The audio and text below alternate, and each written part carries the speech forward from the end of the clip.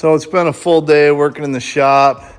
Repacked the trailer bearings on the trailer, replaced the little marker light in the middle of the back, hammered the fenders back straight, and I'm about to put a new jack on the front because the jack that's on there is bent and doesn't want to work real well. However, I went to start the Tacoma and I've been messing with it. I had stuff on, whatever, I forgot it, the battery's dead. But that gives me an opportunity to use this new little purchase I made on Temu because I decided to try Temu and it's a bad thing. But yeah, so you plug your Milwaukee M18 batteries into this and it's supposed to be like a jump starter. So we're going to see how it works. To be dead honest with you, I guess I don't see an on-off switch on this thing. I probably should make sure these stay separated because for reasons. So I don't know if this is hot all the time or if I gotta like press a button to make it live. I haven't even used it yet, but this is a good opportunity. So let's all right, that's on. It's lit up. I don't see any buttons on it. Let's see what it says. Let's see what happens. So, and a second ago, honestly, I touched the key like nothing happened. Well, I'm not convinced that anything's happening yet because I don't have any interior lights. Yeah, I still got nothing. Maybe I did something else bad. Well, that thing doesn't seem to be putting out any voltage. However, I wonder if it works like these stupid battery chargers, the new ones. So this new, I say new, it's not brand new, but this die-hard battery charger that I have, the battery in the truck is flat dead. Like I'm getting nothing, right? So let's just put it on this and see if it even turns on. If it doesn't sense it's even connected to a battery, like if that battery is so dead, yeah, see?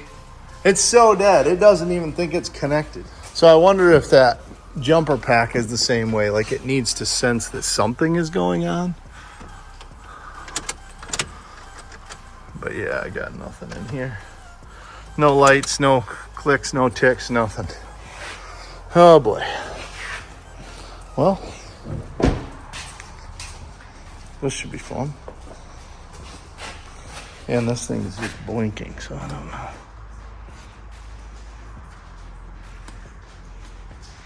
What happened to a regular old battery charger that just worked? When you plugged it in, it was putting out voltage. Can't we just get something like that anymore? So, the battery charger doesn't work. The M18 jumper thing doesn't work. I think I'm just gonna push this thing outside and hook it to real jumper cables where I know I'm pushing voltage into that battery because none of this crap seems to work. I use my power probe to try and check voltage. Nothing comes on. I even have a voltage gauge in the back of the bed tied directly in, through a fuse tied directly to the battery for powering when I'm camping, and that isn't lit up. Nothing's lit up. So yeah, lovely. Yeah, so as soon as I connected it, the cooling fan in the truck turned on because I had the heat on and the key on. The AC or the air compressor kicked on for the lockers because the key's on.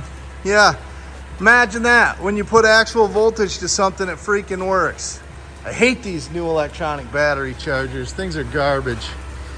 Anyway, we'll let it run for a few minutes and then see what happens.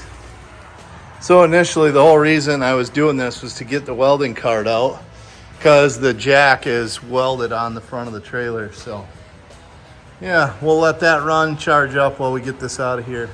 So the reason I'm welding up here is because years ago, first time when I got this car trailer, I went to hook up to it and my tailgate hit the jack and it dinged my tailgate. And that upset me very much. So I took the jack out of its factory hole and I welded it back here and what a much better program that is. Out of the way, you can drop your tailgate without it hitting the jack.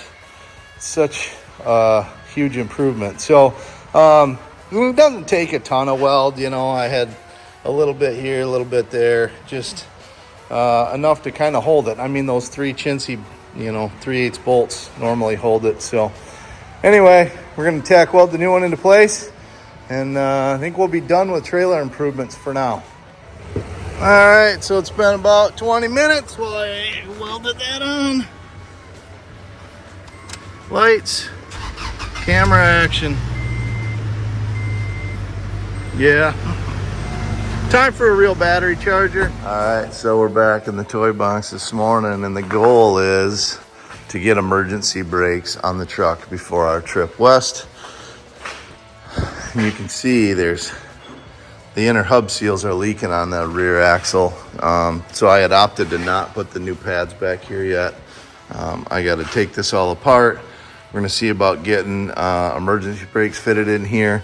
I had intentions of trying to get emergency brakes working when I did the axle swap, so I did leave the original emergency brake cables here to this point, hoping that I can tie the cables together somehow, some way. But yeah, that's what's on the agenda. So let's get some stuff torn apart here and see what we got to do.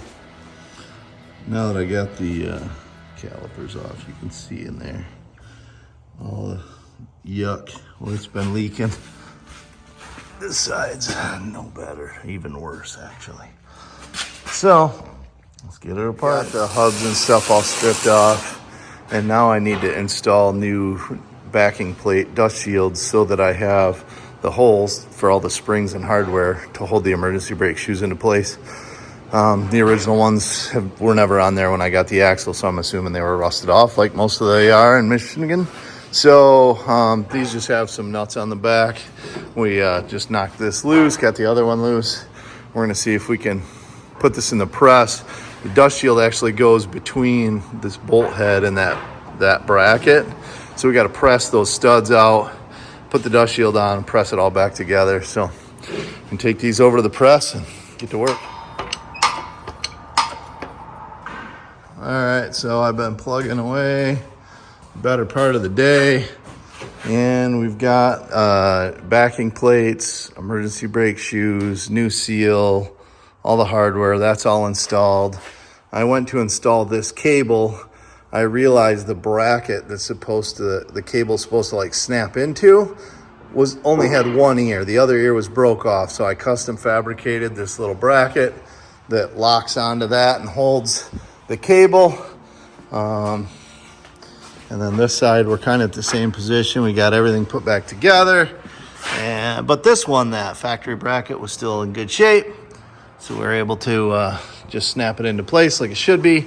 Next thing's going to be figuring out the emergency brake cable routing. Obviously they weren't meant for this truck. So going to figure out how to kind of tie it to the spring, but keep it away from the exhaust, but also kind of lock this forward in. So I've been looking at this mount that's for the bed, about maybe drilling a hole and letting that lock into this, and then tying the cable together with the original cable, which I had left. Just tying the cable portions together, hopefully, is my hope, dream, prayer. We'll see how it goes. Yeah, in the meantime, noticing other things. My sway bar pulled out, which happens occasionally. I may try and grind the end of this and weld like a fender washer here to prevent it from pulling out. I think that might be a good idea. And I need to replace the exhaust clamp right here in the tailpipe because that's not tight, won't tighten. So we're gonna do that. I fixed the vent hose on the front differential. So the vent hose up here, I had previously routed on the top side, and it actually pinched right there against the motor mount, and it rubbed a hole in it and was allowing moisture in the front differential, which is definitely bad. We don't want that. So I rerouted that to the bottom side of that link arm. The air line seems to miss. It's got no issues, thankfully. So we'd like to keep the air locker working, so that's good. But yeah, check the alignment, just kind of doing everything, going over it as best we can, try and get this thing as prepared as we think we can be before we head off for the Great West. All right, so we got the brakes all put back together, new rotors, new pads, all the parking brake stuff, emergency brake stuff. Got the cables routed. So I ground a little notch in the bed mount right here, and then drill the hole in the front here so that these factory GM brake cables snap into position into the frame. And then the original Toyota emergency brake cable came out here, and so I've gone inside, removed the cup holder from between the armrest part of the center console and the shifter, and you can access the emergency brake cables there. I pulled the internal cable portion forward and then cut the housing part to where I needed it. Now we'll push the internal piece back. We'll clamp the two together. I have pulled on this extremely hard. Blake measured for me. We have about 1.75 inches of throw before it gets hard enough that I can't hardly pull it. So we want to make sure we have a little more than probably 2.25 inches of travel once everything's clamped together to give adequate room for it to pull. And I still haven't actually adjusted the parking brake shoes in there yet. So yeah, making some progress. Hopefully we can get this operational here shortly. While it looks a lot better on all fours, our emergency brake thing isn't quite working. So I think we need to pull a lot more slack out of the cables before we clamp them. We kind of put tension on them, but we didn't like pull them hard. I think we need to kind of pull them hard before we, put the clamps back on. So Blake's under there, cutting the tape off, loosening the clamps, and lift it up. See if we can pull that tension out of there and try again. People often wonder why they like buy their own parts super cheap, but then, you know, the mechanic wants a lot of money to do the job. Well, the problem is even when you have all brand new parts and the stuff still doesn't work. So that is a brand new dust shield, brand new brake shoes, all the brake hardware for the emergency brakes, brand new rotors, the wheel bearing adjustment, everything's done. All brand new parts. The rotor is rubbing against the dust shield and making a horrific, like nails on the chalkboard noise. Yeah, isn't that great? Brand new parts. So next time you take your car to the mechanic, I don't know why you charge so much. Well, because they got to replace the parts 3 and 4 times to get good ones. Because everything that... Well, I'm gonna wash it. Probably drive it to work tomorrow before I load it up. Head west. I feel like I've done nothing but go backwards. Such a nightmare. I just tried the AC. It's been in the garage for a week. Doesn't work. So assuming that I must have a leak, even though it held a vacuum test, but pressurizing it's different than vacuum. It worked when I left, not now. So extremely infuriating. My backup camera works, but the radio is a piece of garbage. The only time the backup camera works, you have to select backup camera on the screen, and then when you put it in reverse, it comes on. But it doesn't just automatically come on when you put it in reverse if you're listening to the radio or have it on. Apparently that's what you get. What do you want for nothing, right? Your money back? Anyway, hopefully the trip goes way better than the working on the truck thing, because I'm over it. So, huge thanks to Blake, who's been out here helping me ever since we got home tonight. Went to drive it to work this morning. Battery's dead, flat dead. These Toyotas are notorious for when the alternator dies, the alternator starts draining the battery. And so jump started it and got it running, drove it to work, had the battery on a charger. The secondary battery, so the rear battery, not the front battery. By the time I was ready to leave work, the front battery, the one that's still hooked to the alternator, was dead.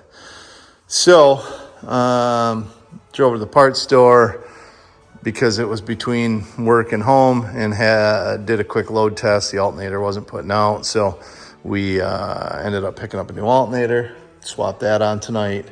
The front hubs make a horrible noise. I thought it was like when my wheel bearings were bad before. However, once I pulled the unit bearing off, spun it, the bearings feel fine. There was actually crud packed in between the unit bearing and the inner hub seal, and I'm not sure how, because it's a seal. It's all sealed in there. I don't know how that got in between there. But yeah, that was all packed full of gook. So cleaned all that out, lubricated the seals, took everything apart, cleaned it, greased it, and actually pulled the ABS sensor out of the unit bearing and pumped grease into that hole and spun the bearing until, and that actually felt like it smoothed it out some. I don't know if that actually gets to the bearings or not, but I figured it couldn't hurt. All it will do is make it so there's not a place for moisture to get into them. So anyway, did all that stuff, charged and load tested the engine battery. Hopefully everything is good up here. It's just been nonstop. In the meantime, however, the secondary battery seems to be bad.